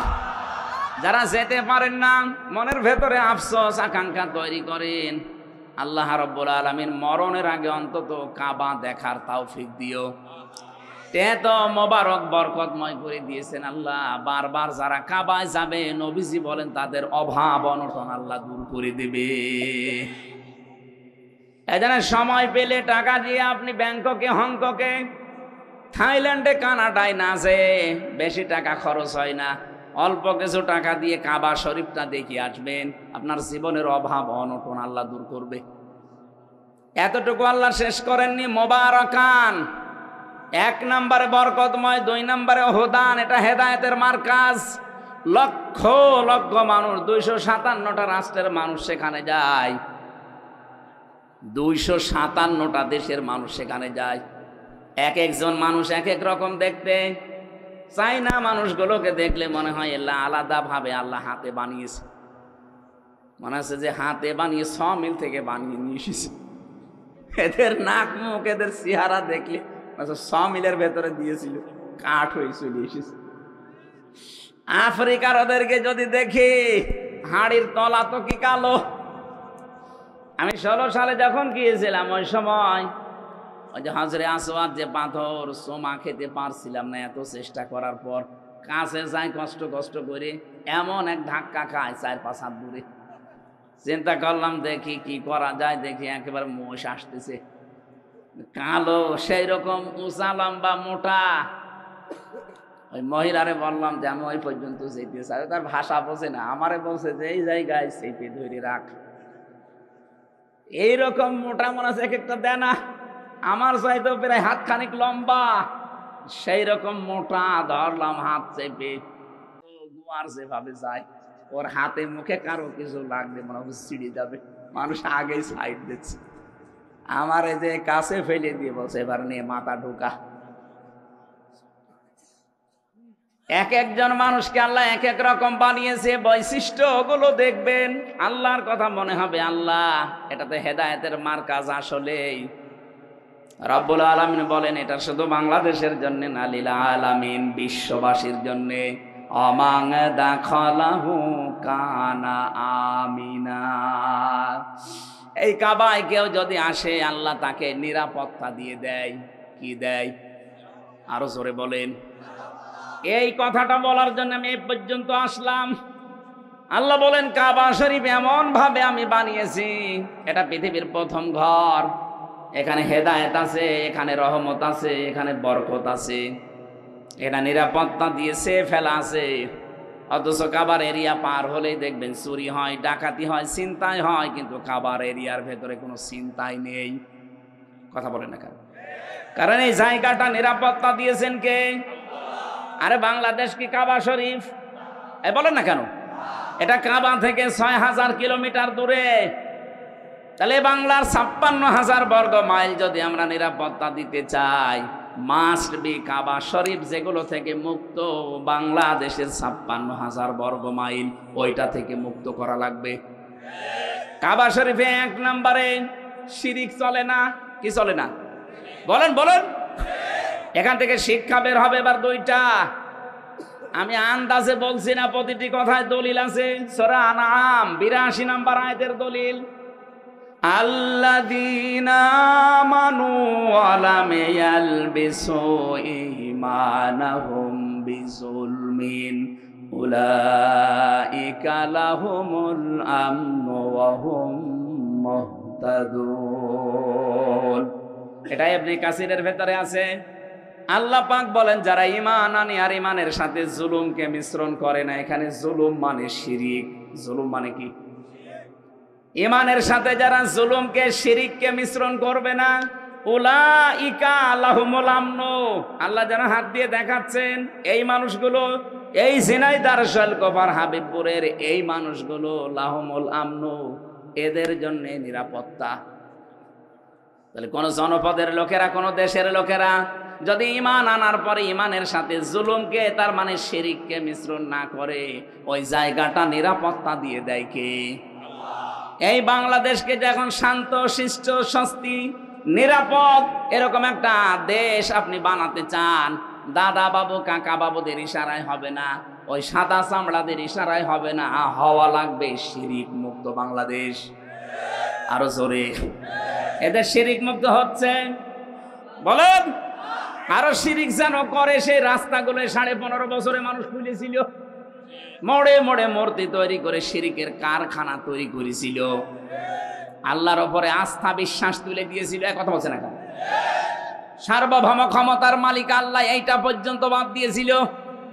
বাংলাদেশ জামাত ইসলামী এইটা বিশ্বাস করতো, এই কারণে তাদের নিবন্ধন পর্যন্ত বাতিল করে দিয়েছিল। আপনি কি মনে করেন জামাত ইসলামী দাড়ি ছোট রাখে এই জন্য তাদের নিবন্ধন বাতিল? ওরা টুপি মাথায় দেয় হালকা, এই জন্য নিবন্ধন বাতিল না। ওরা জাতে মাতাল হলো, তাহলে ঠিক আছে কাফেররা। এই জালেমদের টার্গেট ছিল এদেশে আল্লাহর উপরে সার্বভৌম ক্ষমতার মালিক মানা যাবে না, যারা মানে তাদের এই কাজে নিষিদ্ধ করা যায়। আপনি টের পান কি কোথা থেকে কি হয়? যারা সার্বভৌম ক্ষমতার মালিক আল্লাহকে মানে না, মনে করে ক্ষমতার উৎস জনগণ, এটা যে শিরিক, এই সূক্ষ্ম বিষয়টা অনেককে বুঝতেও দেয় না। পাম দেয়, হাওয়া দেয় জনগণকে, হ্যাঁ আমরা মালিক, অথচ আমাদের হাতে কিচ্ছু নেই। ভোট দেওয়ারই ছিল, সেইটাও কেড়ে নিয়েছিল। কথা বলে না কেন? আমি মনে করছি আপনারা ঠিক বুঝতেছেন। এই বাংলাদেশে আজ যারা ক্ষমতার উৎস জনগণ মনে করেন তারা কিন্তু শিরিক করছেন। কথা বলেন না কেন? শিরিক যারা করে তারা মুশরিক। কি এবার শিরিক কিভাবে হয়? আল্লাহ যেটা পারে ওইটা অন্য কেউ পারে, এই বিশ্বাস করার নাম শিরিক। সন্তান দিতে পারে শুধুমাত্র কে? অন্য কোনো বাবাও পারে, এ বিশ্বাস করার নাম। এরকম বিশ্বাস অনেক বাবা, অনেক মা, অনেক বউ করে না, তারা মুশরিক। কারণ আল্লাহ পারে যেটা অন্য কোনো বাবা, সে পীরকে, দরবারকে আপনি দিতে পারেন না। আইন তৈরি করতে পারে কে? এটা অন্য কেউ পারে, এই বিশ্বাস করার নাম শিরিক। আর শিরিক যারা করে তারা মুশরিক। সুতরাং বাংলাদেশে যারা আল্লাহর আইনের বিরুদ্ধে অন্য আইন কায়েম করতে চান, সে যে দলের লোক হন, আপনি কিন্তু শিরিক করছেন। আর শিরিক করলে আপনি আরো জোরে বলেন। আমার মনে হয় এবার অনেকের মন খারাপ হয়ে গেল। আরে ভাই, আমি আপনাকে বাঁচাতে চাই। আমি কোরআনের চোখ লাগিয়ে দেখতে পাচ্ছি আপনি শিরিক করে অশান্তির সাগরে ডুবতেছেন দুনিয়ায়, আর মরণের পরে আপনাকে আল্লাহ জাহান্নামে ফেলবে বিনা বিচারে। কারণ মুশরিকদের কোনো বিচার নেই। কথা বলেন না কেন? কেন বললাম এটা বলেন তো? ইন্নাহু মাইয়ুশরিক বিল্লাহি ফাকাদ হারামাল্লাহ। অবশ্যই যারা শিরিক করবে, সূরা মাইদার আয়াত, আল্লাহ পাক বলেন জান্নাত তাদের জন্য হারাম, ওয়া মাওয়াহুন নার, আর জাহান্নাম তাদের আসল জায়গা। এই জন্য শিরিক যেন আমাদের বিশ্বাসে না থাকে। বাংলাদেশ জামাত ইসলামের প্রতি যেই তহমতটা এই দেশের অনেক আলেম ওলামা দিয়ে থাকেন, বুঝে কি না বুঝে আমি জানি না, যে তাদের আকীদা ভালো না। কে বলেছে আপনাকে? আকীদা যদি ভালোই না হবে, ফাঁসির দড়ি গলার কাছে চলতেছে, তারপরেও অস্বীকার করে নাই। আপনার আকীদা এত ভালো, আপনি একটু ফাঁসির দড়ির কাছে যেয়ে দেখেন তো। মা গলায় নেওয়া লাগবে না, শুধু দড়ি এক হাত দূর থেকে দেখবেন, দেখলে আপনার ভেতরে সব শুকিয়ে যাবে। কত বড় বড় আল্লাহর ওলিকে দেখেছি ফাঁসির নাম শুনলে কান্নাকাটি করে। অথচ শহীদ মীর কাশেম আলী ফাঁসির নাম শোনার পরে মনে হচ্ছে শ্বশুর বাড়ি যাচ্ছে। মতিয়ার রহমান নিজামী এই জেলার জামাই, এই জেলা ধন্য। সে ফাঁসিতে যাওয়ার আগে বলেছিল, সন্তান, আমি কি পায়জামা পরে গেলে ভালো হয় না লুঙ্গি পরে গেলে ভালো হয়? আপনি ফাঁসির দড়ির নাম শুনে দেখেন তো কেমন লাগে। আর তাদের মাত্র 3 ঘন্টা পরে ফাঁসি হবে, সেই ব্যক্তিও বলেছে, ভাই আমি 2 ঘন্টা ঘুমালাম, আমার ডেকে দিও 1 ঘন্টা পর। অথচ তার ছেলেটা গুম হয়ে আছে, ব্যারিস্টার আরমান, তার বউ ওই সময় আইসিইউতে ছিল। 3 ঘন্টা পরে যার ফাঁসি, তার দলীয় লোকজন সব পালিয়ে বেড়াচ্ছে, কেউ জেলে আছে, কেউ গুম হয়ে আছে। এই কঠিন পরিস্থিতিতে তার 2 ঘন্টা ঘুম আসলো কি করে আপনি বলেন তো? আপনার জীবনও মনে আসবে না, ব্রেনে ধরবে না। আমার তো সূরা হামিম সেজদার 30 নাম্বার আয়াত পড়ার পরে তার সাথে মিলিয়ে দেখেছি, আল্লাহ তাখাফু ওয়ালা তাহজানু ওয়া আবশিরু বিল জান্নাহ। ফেরেশতারা ওই সময় এসে বলে, ভয় পাবেন না, চিন্তা করবেন না। কিসের ভয়, কিসের চিন্তা? হয়তো ভয় হতে পারে, চিন্তা হতে পারে যে আমি এখনই যদি ফাঁসি হয়ে যায় তাহলে আমার ছেলের কি হবে, আমার বউর কি হবে, আমার সন্তানের কি হবে, আমার বিশাল যে সম্পদ, লক্ষ লক্ষ মানুষের কর্মসংস্থান আমি বানিয়েছি, কি হবে এটা। এই চিন্তা ভাবনা আসতে পারে। এই জন্য ফেরেশতারা এসে বলে, 1 2 না, তাতানাজ্জালু আলাইহিমুল মালাইকা, বহু বছর আছে। 1 2 না, হাজার হাজার লক্ষাধিক ফেরেশতা ফাঁসির দড়ির সামনে এসে তাকে বলতে থাকে, ভয় পাবেন না, যেগুলো রেখে গেছেন এগুলোর কোনো চিন্তা নেই, আল্লাহ এগুলো সব দেখবে। মনে হয় শহীদ মীর কাশেম আলীর কানের কাছে ফেরেশতায় কথা বলেছিল, নাই তো তার এই 3 ঘন্টা আগে 2 ঘন্টা জীবনেও ঘুম আসার কথা না। কথা বলে না কেন?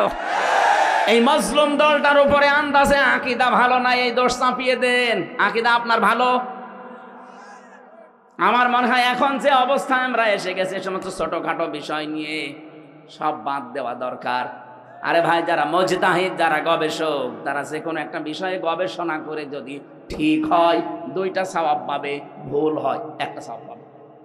আপনি জিজ্ঞেস করেন আলেমকে, যে কোনো বিষয়ে শরীয়তের মাসলা মাসাইল নিয়ে যদি গবেষণা করি, যদি ভুলও হয় তাও একটা রসগোল্লা আছে, আর যদি সঠিক হয় কয়টা? আর আপনি তো কোনো চিন্তা ভাবনাই করেন না। সাজ্জেদ মাওলানা আবুল আলা মাওদুদী রহমতুল্লাহ আলাইহির নাম ধরে উল্টাপাল্টা কথা বলেন, জীবনে তার 5টা বই পড়ে দেখেছেন। 5টা বই যদি সঠিকভাবে আপনি পড়তেন, তার উপরে সমস্ত তহমত গুলো দিতেন না। আপনি তো ওই পর্যায়ে যেতে পারেননি। তাই এই জন্য আকীদার নাম তুলে যা করছেন, যে যে জায়গায় আছে তাকে ওই জায়গাগুলো ওই কাজ করতে দেন। বাংলাদেশ জামাত ইসলামী অর্থনৈতিক ভাবে এরা আল্লাহর ওলি, টের পাচ্ছেন? এরা আল্লাহর ওলি। লক্ষ কোটি কোটি টাকা এদের কাছে দিলে 4 আনা এদিক ওদিকে হবে না। বাংলাদেশে অন্য কারো কাছে দিয়ে দেখেন তো। এই কথা বলেন, আমাকে মানিয়ে বলছি, এটা বাস্তব না। অলি খোঁজার জন্য চট্টগ্রামে যাওয়া লাগে? এই কথা বোঝার চেষ্টা করুন।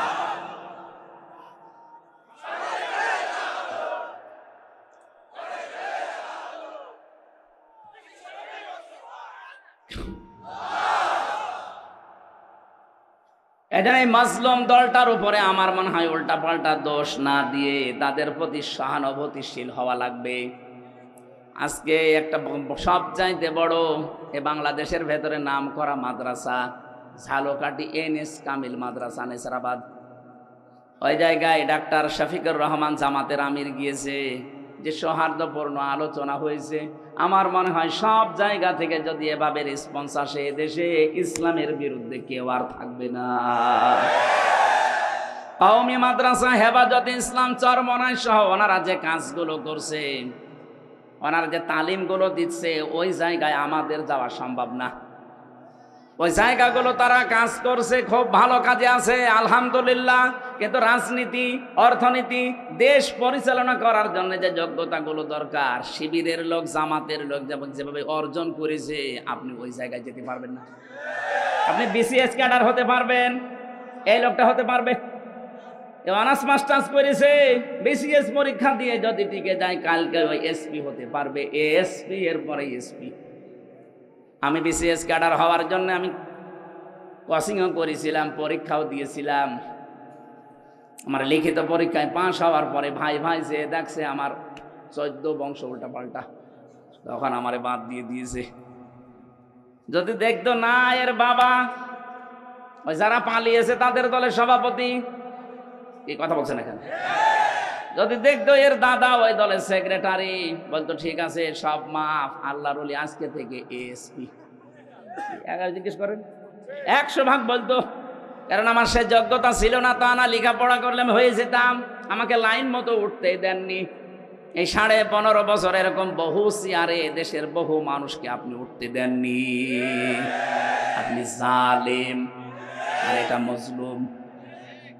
এই জন্য অন্যান্য যারা আছেন কওমি মাদ্রাসা ভাই, আপনাদের আমরা আহ্বান জানাচ্ছি যে তালিমের জায়গাগুলো আছে, খুব ভালো ভালো কাজে আপনারা আছেন।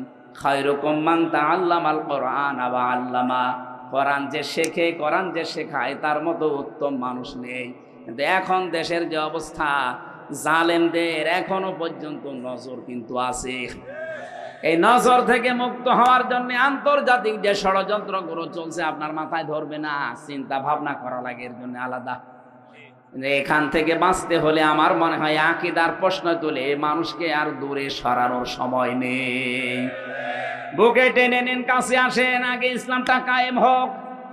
কথা বলেন, ইসলামটা কায়েম হোক, এরপরে বলেন যে ভাই এই কাজটা ভুল হচ্ছে, এইটা শুধরিয়ে নেন, এইটা ঠিক করেন। তারা যা যা খেদমত করেছে, তার যে 50 বছরের যে খেদমত, আপনি 500 বছর পেলেও পারবেন না। কারণ 500 বছরে আপনি 450 বছর ঘুমাবেন। কথা বলছেন এখন। আর তার এই 50 বছরের হায়াতে আমার মনে হয় 30 বছর শুধু লিখেছে। আপনি টের পান কারে আন্দাজে কোন ফতোয়া দেন। এই জন্য আহ্বান জানাচ্ছি, দেশটাকে শিরিক মুক্ত করা লাগবে। আমাদের বিশ্বাসে যাদের শিরিক আছে, জামাত ইসলামীর এই গঠনতন্ত্রে বিশ্বাসে আকীদায় শিরিক আছে, আপনি একটু দেখান তো যে এটা শিরিক। বলেন বলেন। আমি নাম ধরে বলছি এই কারণে, কারণ এই মাজলুম দলটার উপরে আবাহমান কাল থেকে এই দেশে একটা তহমত লাগিয়ে দিয়েছে আন্দাজে। কেউ যেন এই অবিচার করে তাদের ওপরে তহমতটা দিয়ে নিজের গুনার পাল্লা ভারী করবেন না। নিজের চিন্তায় তো আমি নিজে বাঁচি না, কথা বলেন না কেন? তাহলে এই দেশকে যদি আল্লাহর নিরাপদের চাদর দিয়ে ঢেকতে হয়, জুলুম মুক্ত করা লাগবে, শিরিক মুক্ত করা লাগবে। বলেন, আল্লাহ পাক বলেন এমন একটা গ্রামের নাম বলছি শোনো, যে গ্রামটা শান্তি ছিল।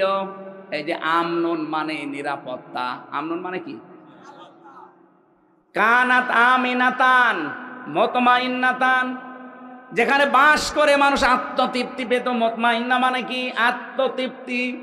বাস করলে যেখানে আত্মতৃপ্তি পাওয়া যেত, ভালো লাগতো মানুষের, শান্তি স্বস্তি এগুলো সব ঘিরে রেখেছিল তাদেরকে।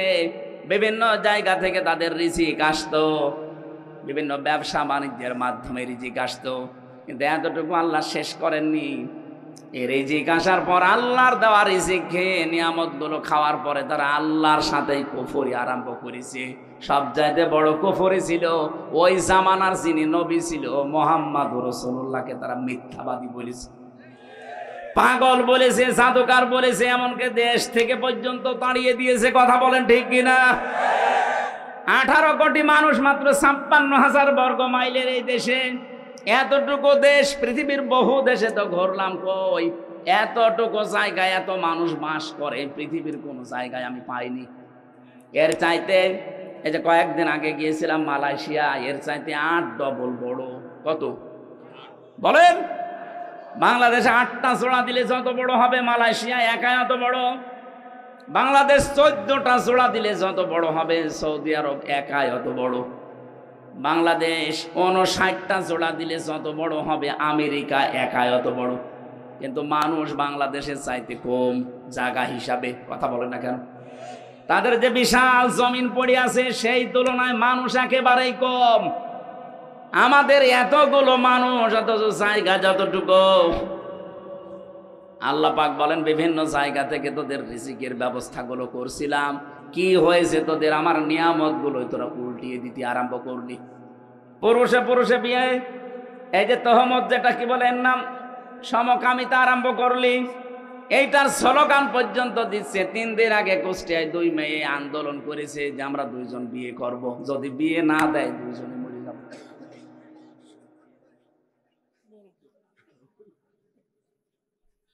আল্লাহর সিস্টেমটাই পুরো পাল্টিয়ে ফেলতে চান। এমনকি আল্লাহর রাসূল এখন নেই, রাসূলের নায়েব আছে।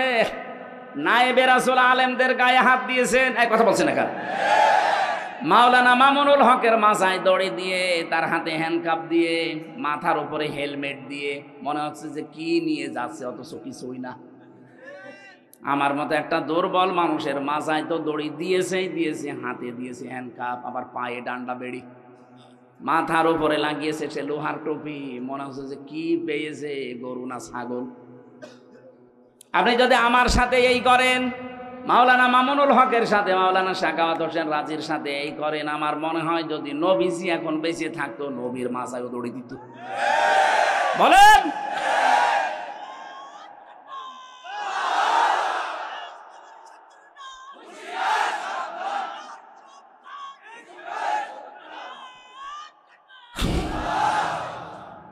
ঝিনাইদহবাসী আমি এবার যেটা নিয়ে আসতে চাই, আল্লাহ রাব্বুল আলামিন বলেন রাগাদাম মিন কুল্লি মাকানিন ফাকাফারাত বিআনউমিল্লাহি ফাআযাকাহাল্লাহু লিবাসাল জুই ওয়াল খাউফ।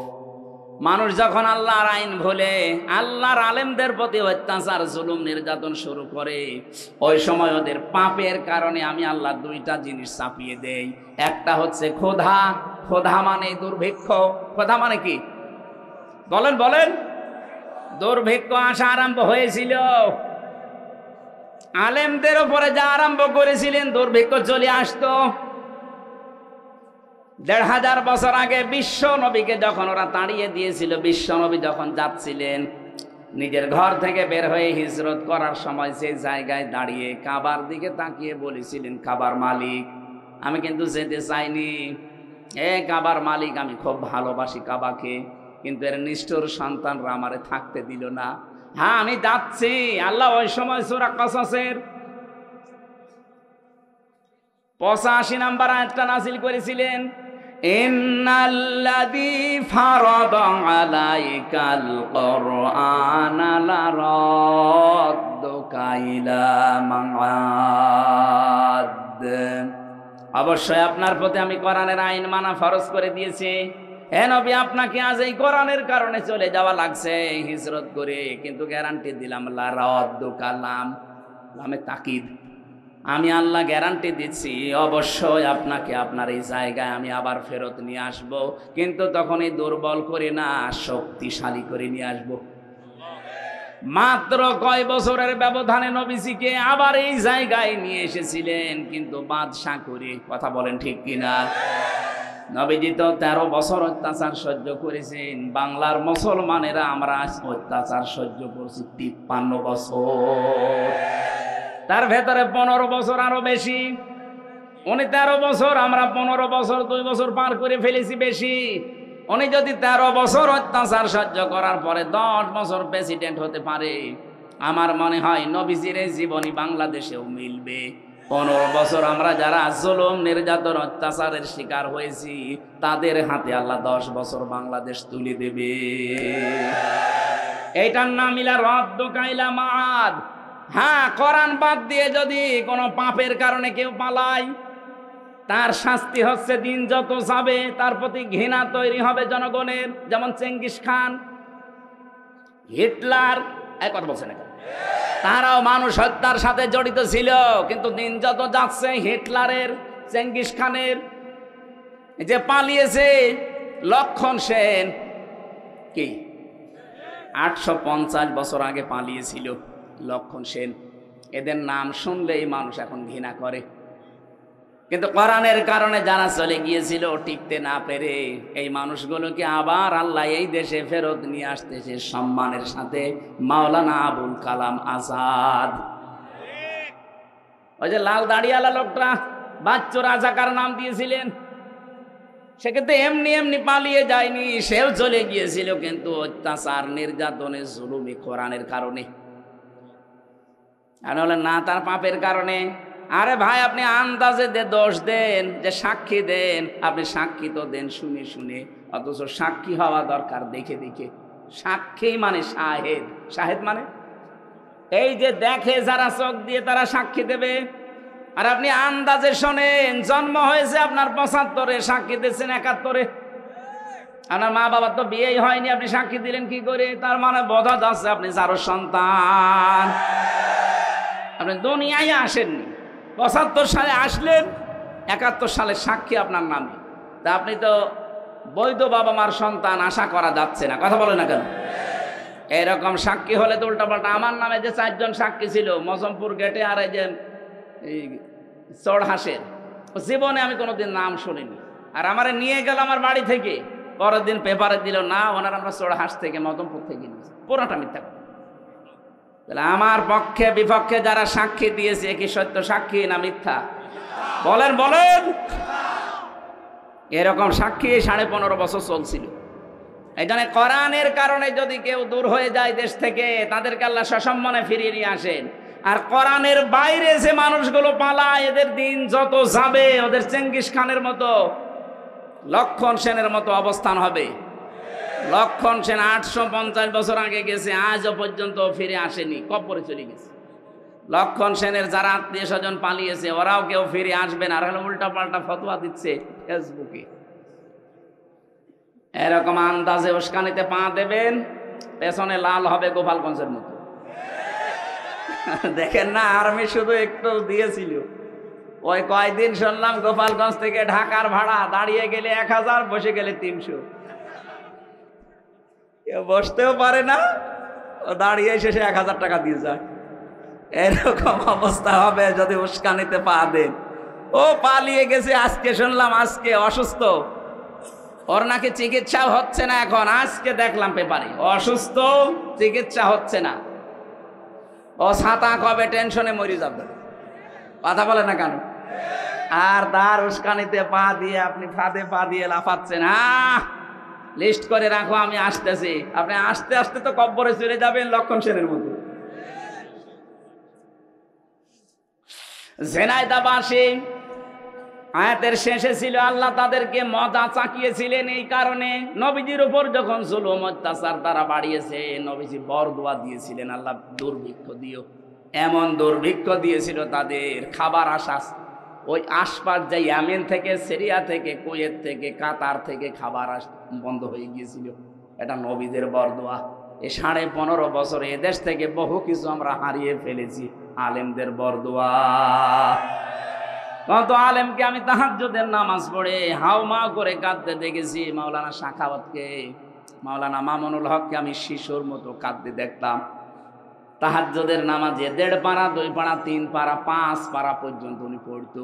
2 রাকাত নামাজে 3 পারা পড়ে এমন কান্না আরম্ভ করতো, মনে হচ্ছে কেউ মারা গেছে। আমি তো পাশের রুমে 3 বছর ছিলাম ওনার সাথে। এ জালে আলেমদের কথাগুলো আল্লাহ একদিনও শোনেনি? বলেন, কত বিডিআর 1 মাস পরে রিটায়ার্ড হয়ে যাবে, অথচ 14 বছর জেল খাটতেছে। এরা রাতের বেলা যখন উঠতো আমার বাবার চাইতেও বড় তারা। কি কান্না তাদের, এমন একটা আওয়াজ দিত, আমার মনে হয় এই দীর্ঘশ্বাস, এই আওয়াজ আমার আল্লাহর আরশে গিয়ে ধাক্কা খেয়েছে। জালেমদের পতন এমনি একদিনে হয়নি, বহুদিনের জমানো পাপ। এই যে বহুদিনের জমানো পাপ, এটা আমি বানালাম। সূরা আলে ইমরানে আছে 4 নাম্বার পারা 12 নাম্বার পৃষ্ঠা 9 নাম্বার লাইনে আছে, ইন্নামা নমলি লাহুম লিয়াজদাদু ইসমা। আল্লাহ পাক বলেন ওদের পাপের বোঝা যখন পরিপূর্ণ হয়ে যায়, ওয়ালাহুম আযাবুম মুহিন, তখন আমি অপমানজনক শাস্তি দেই। আগস্টের 5 তারিখ থেকে আজকের এই নভেম্বর ডিসেম্বরের 2 তারিখ পর্যন্ত এই 3 মাস 3 দিনের ভেতরে আপনি তাকান কি অপমান আর বাকি আছে বলেন জালেমদের। আজকে জনায়েত বলককে নাকি জঙ্গিদের সাথে ফাঁসির আসামিদের থাকতে দিয়েছে। উনি এমপি ছিল, মন্ত্রী ছিল, ওনাকে ডিভিশন দেয়নি, তাই আন্দোলন করবে। আরে শয়তান, ও কি এমপি মন্ত্রী, কি ভোটের এমপি মন্ত্রী যে ওরা ডিভিশন দেওয়া লাগবে? ভোটের এমপি ছিল যে অধ্যাপক মিয়া গোলাম পরোয়ার, তারে আপনি ফাঁসির কন্টেম সেলে রাখলেন, জঙ্গিদের সাথে রাখলেন, তখন মানবতা কোথায় গেল? এখন যারা এই কথাগুলো তুলছে এদের পিটিয়ে লাশ বানানো দরকার। শয়তান আমারে 3 বছর মোবাইল দেয়নি, বিচ্ছিন্ন করে রেখেছিল সরকারি মোবাইল থেকে যোগাযোগ, ফাঁসির কন্টেম সেলে আমারে রেখেছিল, তখন তো কোনো কথা বলনি। কত এমপিকে আমি পেয়েছি, তাদেরকে ডিভিশন দেওয়া দূরের কথা, কন্ডেম সেলে রেখে দিয়েছিল। আর এখন ওদের মানবতা উতলিয়ে পড়ছে। এই জালেমদের দোসর যেগুলো, এগুলোর এখনো মায়ের হয়নি, এগুলো এখনো পিটিয়ে গাছ বানানো দরকার। আল্লাহ বলেন ফাযাকাল্লাহ, ওদেরকে আমি আল্লাহ মজা চাখাবো। আল্লাহ যদি ঠাট্টা করে কথা বলতে পারে, আমরা বললে দোষ কি? আল্লাহ বলছেন ফাযাকাল্লাহ, আমি আল্লাহ নিজে ওদেরকে স্বাদ চাকাবো, ওদের পাপের স্বাদ। 1 নম্বরে স্বাদ হচ্ছে খোদার পোশাক। পোশাকের নাম দিলেন কেন? কারণ একটা পোশাকেই মানুষের বিভিন্ন জিনিস ফুটে ওঠে।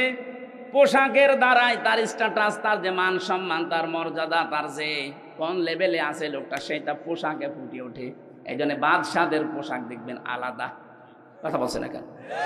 আল্লাহ বলেন এমন খোদা দারিদ্র দিয়েছিলাম ওই জামানায় নবীর বরকতে, বরদোয়ার বরকতে, বরদোয়ার ফলে এই মানুষগুলো পায়খানা আর এর সাথে মদ মিশিয়ে, পায়খানার মদ মিশিয়ে বড়ি বানিয়ে বানিয়ে ওরা খেয়েছিল।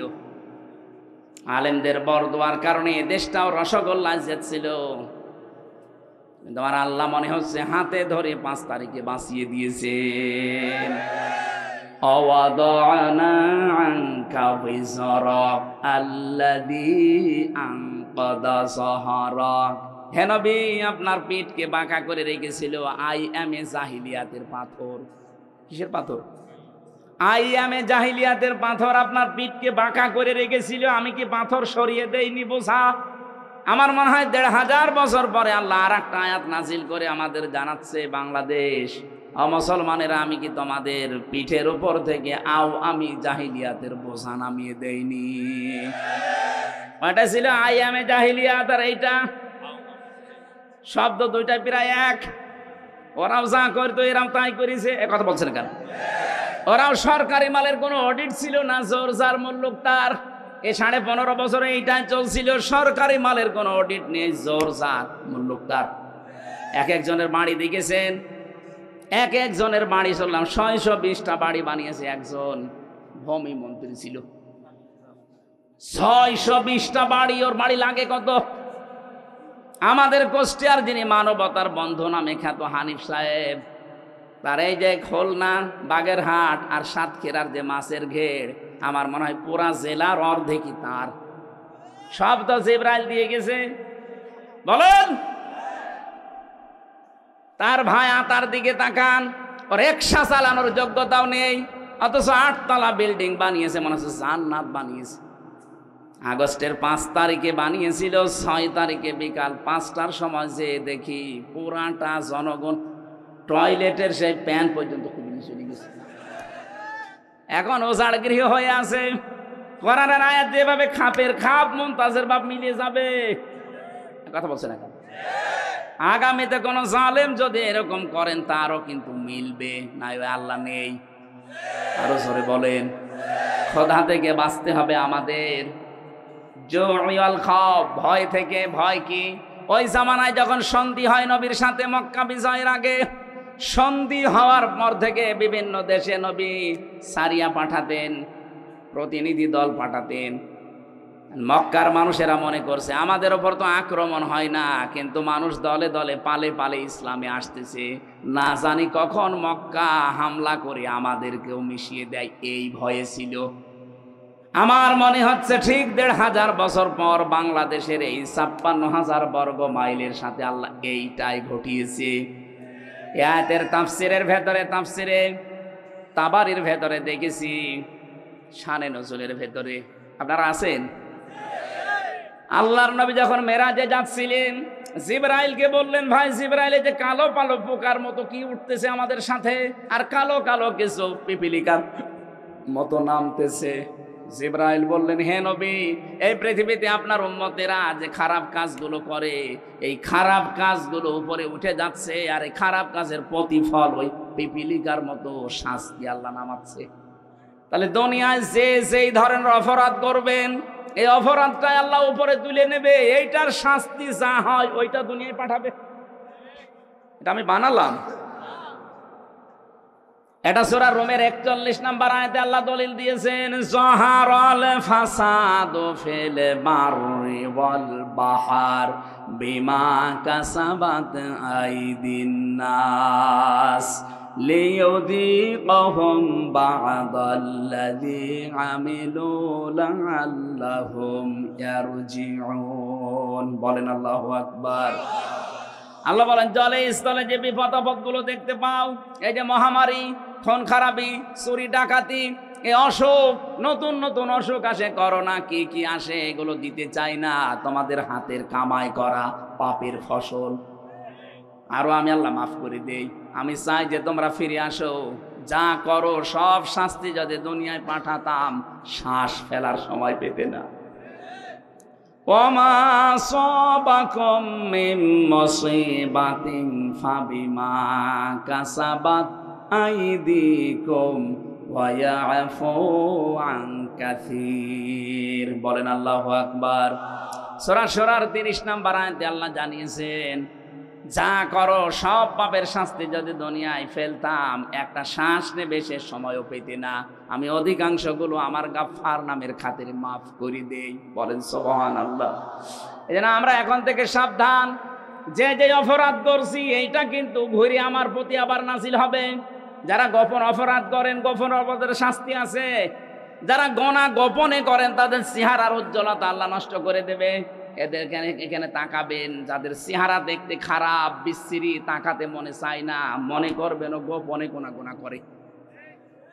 যারা ওজনে কম বেশি করে, এই মানুষগুলোর প্রতি আল্লাহ শাস্তি পাঠাবে দুইটা।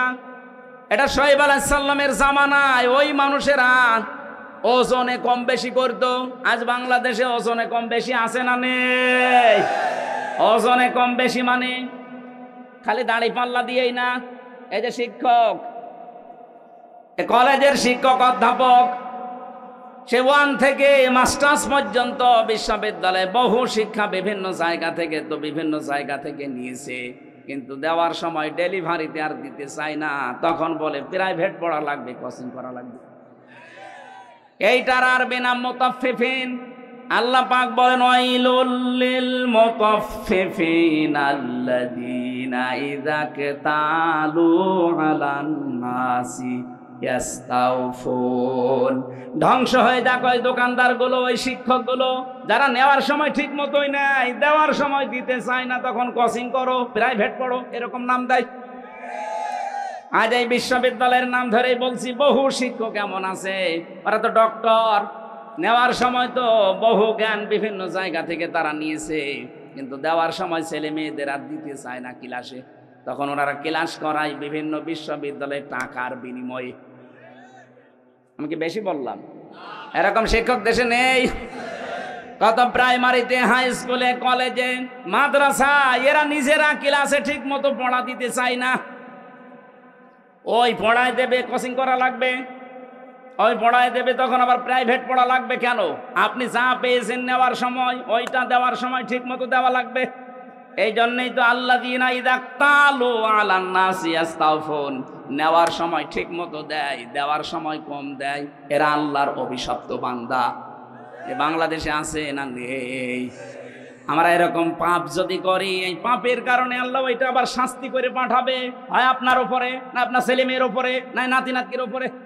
এমন এমন শাস্তি এসে দাঁড় হবে যে জীবন দিয়ে হলেও সে শাস্তি আর তুলতে পারবেন না। আপনার ছেলে যদি একটা আসে 100 কানা, আপনি 50 বিঘা জমির মালিক হয়ে কি করবেন? সারা জীবন মানুষ আপনাকে ডাকবে কানার বাপ। আর কথা বলছেন এখন না? আপনাদের বেশি সময় হয়ে গেছে না? না, অনেক হয়ে গেছে। ওরে বাবার 11টা 15, আমি তো মনে করলাম 11টা শেষ করে দেব। না না, আমার গলা আমার পারছে না। আগামীতে আবার আগামীতে এ পর্যন্ত থাক। আমরা যে পাপ করি, চিন্তা ভাবনা করি, ওইটাই উঠে যায়, আবার ওইটাই নাজিল হয়। আল্লাহ আমাদেরকে শাস্তি দেওয়ার জন্য নাজিল করে। এই জন্য এমন কোনো অপরাধে আমরা যাব না যে নিজের ওপরে নিজে আবার কুড়ুল মারছি। আল্লাহ আমাদের হেফাজত করুন, আল্লাহুম্মা আমিন। লা ইলাহা ইল্লা আনতা সুবহানাকা ইন্নী কুনতু মিনাজ জালিমিন। আল্লাহুম্মা আগফিরলি ওয়ারহামনি ওয়াহদিনি ওয়াফিনি ওয়ারযুকনি ইয়া রাব্বাল আলামিন। আল্লাহ তাআলা 1.5 ঘন্টার মতো তোমার কোরআনে কারীম থেকে কথা বলার চেষ্টা চালিয়েছি। চাতক পাখির মতো তোমার বান্দা বান্দিরা শুনেছে। এটা জীবনে তুমি আমল করার তৌফিক আমাদের ভিক্ষা দাও। এ মাহফিলের আয়োজন করতে গিয়ে মাদ্রাসা কর্তৃপক্ষ যাদেরকে সাথে নিয়ে বিশাল আয়োজন সাজিয়েছে, আল্লাহ প্রত্যেকের কবরে, আত্মীয় স্বজনের কবরে সওয়াব পৌঁছিয়ে দাও। তাদের জীবনটা তুমি ধন্য করে দাও, গোনাহ থেকে তাদেরকে বাঁচাও। আমরা এমন কোন গোনাহ যেন না করি যে গোনার শাস্তি আবার ঘুরে আসে। আল্লাহ তাআলা এই মাহফিলের সভাপতি, সহসভাপতি, প্রধান অতিথি, বিশেষ অতিথি যারা এসেছে আল্লাহ মঞ্জুর করো। বিশেষ করে অ্যাডভোকেট আবু তয়ব, মুফতি আশরাফ আলী ফারুকি ভাই সহ, আমার শ্রদ্ধাভাজন বাবা রিয়াজউদ্দিন সহ, আরজান আলী, আব্দুল ওহাব, আল্লাহ কত মানুষ, রবিউল ইসলাম ভাই সহ যত মানুষ এখানে পরিচিত অপরিচিত এসেছে, সবাইকে অমরের মতো বানিয়ে দাও।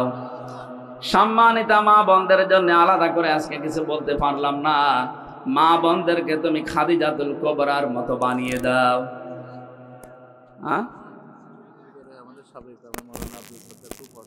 আল্লাহ তাআলা তোমার দিনের একজন খাদেম আব্দুস সাত্তার অসুস্থ হয়ে পড়ে আছে, শেফায়ে কামেলা জেলা দাও। এই থানার ওসি যিনি দোয়া চেয়েছে, আল্লাহ পুলিশ সদস্য ভাইরা যারা রাত দিন চেষ্টা করছে, কষ্ট করছে শান্তি স্বস্তি দেওয়ার জন্যে, এদের উপরে তোমার রহমত নাজিল করো। এ জেলায় যত মানুষ কবরে আছে কবরগুলো জান্নাত বানিয়ে দাও। মকুল রকন ভাইয়ের জন্য দোয়া চেয়েছে, আল্লাহ যত মানুষ যার জন্য দোয়া চেয়েছে তোমার কাছে আমরা দোয়া করছি, সবার জায়েজ আশাগুলো পূর্ণ করে দাও। এ মাহফিলের জন্য যে একটা টাকাও দিয়েছে, আল্লাহ তার টাকাকে ওসমানের মতো বানিয়ে দাও। বারাকাল্লাহু লানা ওয়া লাকুম ফিল কোরআনিল আযীম। এলাকায় যারা ব্যবসা বাণিজ্য করে তুমি বরকত দাও, আসমান জমিনের বালা মুসিবত থেকে আমাদেরকে বাঁচাও। 3টা বছর আমি জালেমের জেলখানায় অসুস্থ হয়ে গেছি, আল্লাহ তুমি আমাকে আগের অবস্থায় ফিরিয়ে দাও। আমার কণ্ঠটা মেহেরবানি করে ভিক্ষা দাও। আলহামদুলিল্লাহি রাব্বিল আলামিন। মরণ আসলেই যেন পড়তে পারি লা ইলাহা ইল্লাল্লাহু মুহাম্মাদুর রাসূলুল্লাহ। এই যে গাড়িটা আমার না, গাড়িতে আমার লিখিত বই আছে, জেলখানায় লিখেছিলাম কয়েকদিন আগে, ওটা ছেড়েছে, যদি লাগে নিয়ে যান ওখান থেকে।